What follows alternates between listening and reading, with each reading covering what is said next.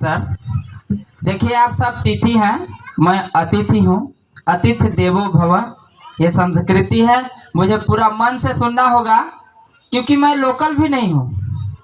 आप सब नज़दीक के हैं, पास के सभी कवियों को एक दो बार आए हैं तो लोकल हैं, लेकिन मैं ओरिजिनल हूँ। अपना स्टेटस कम क्यों करना। मोदी जी कहते हैं आत्मनिर्भर बनो, मैं अपनी प्रशंसा खुद कर लेता हूँ। पता नहीं किसी के पास समय है कि नहीं है।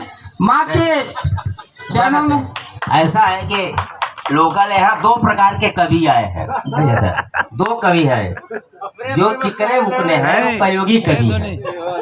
जिनका दाढ़ी उड़ी देख रहे हो वो कलयुगी कवि है, और जिनकी दाढ़ी उड़ी जमी है बाल वो सतयुगी कवि है। तो आप परिभाषा आप कर लीजिए कलयुगी कवि कौन है, सतयुगी कवि। धन्यवाद सर, आप पढ़े। बिल्कुल बिल्कुल सही बात है, क्योंकि सफेदी लाने में हजारों वर्ष लग जाते हैं। सफेदी लाने में काला क्या है, 2 मिनट काटो, घोलो और लगा लो।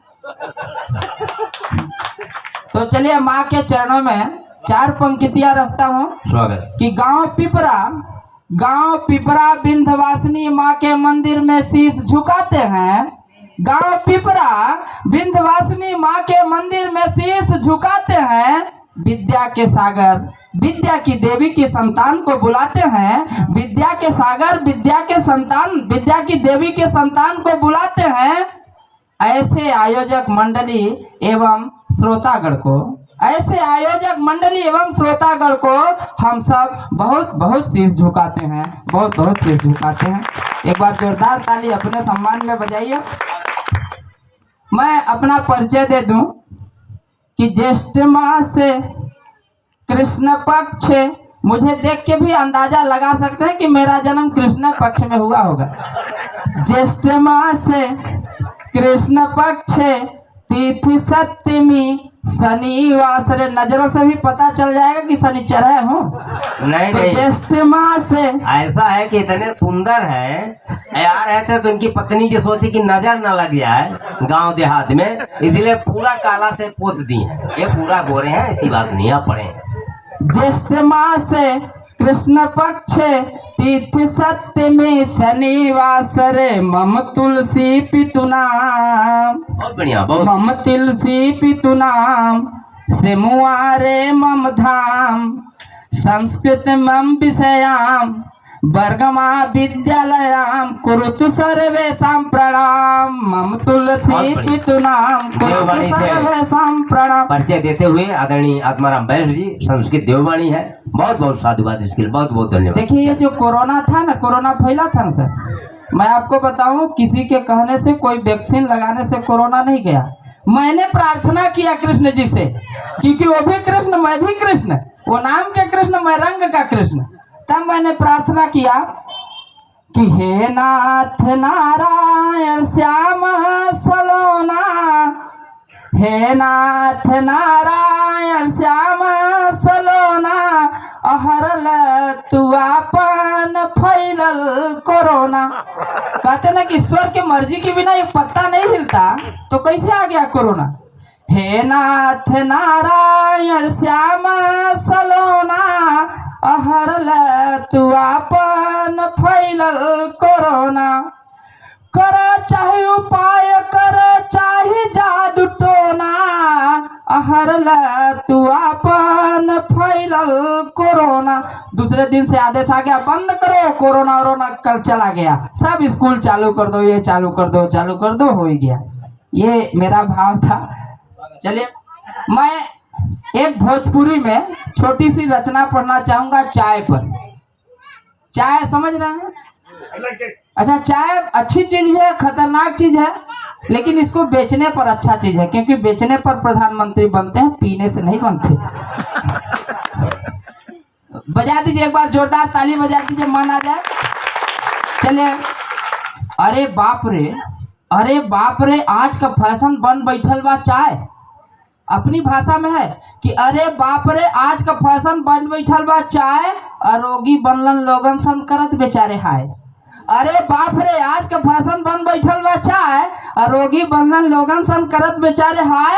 और प्राचीन रीत सब भुला गिलन, प्राचीन रीत सब भुला गिलन, और पश्चिमी सभ्यता छाए, और गुड़ पानी की जगह में आयल देसी बिलायती चाय। रे बाबू, देसी बिलायती चाय।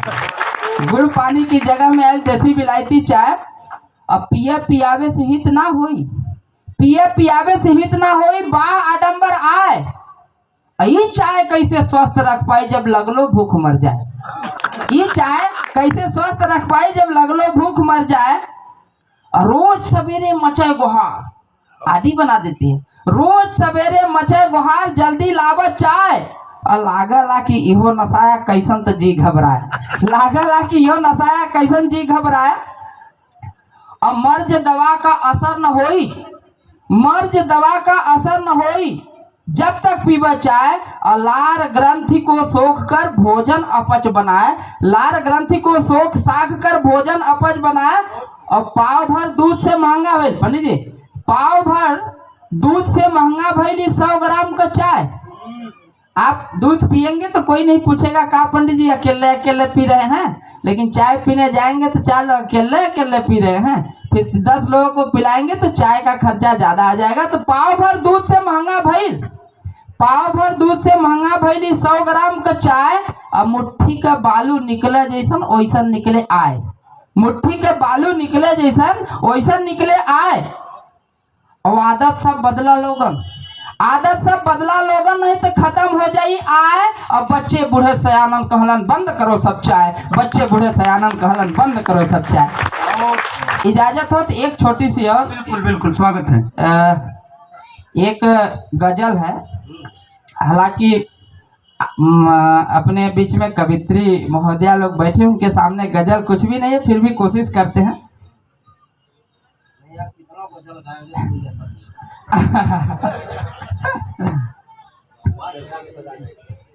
का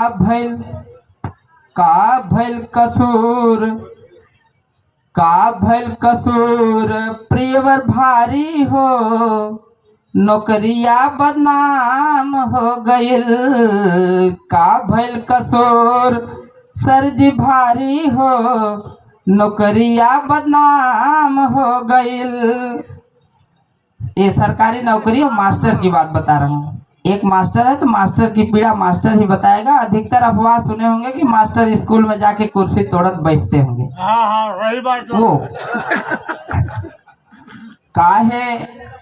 काहे रुकल बा गुणवत्ता ता हमारी हो। सुनिए, सबका कारण और निवारण बता के जाऊंगा। काहे रुकल बा गुणवत्ता वा हमारी हो, सरकारी बदनाम हो गइल। जब हमें मौका रहल, जब हमें मौका रहल, काहे ना पढ़ौनी जी।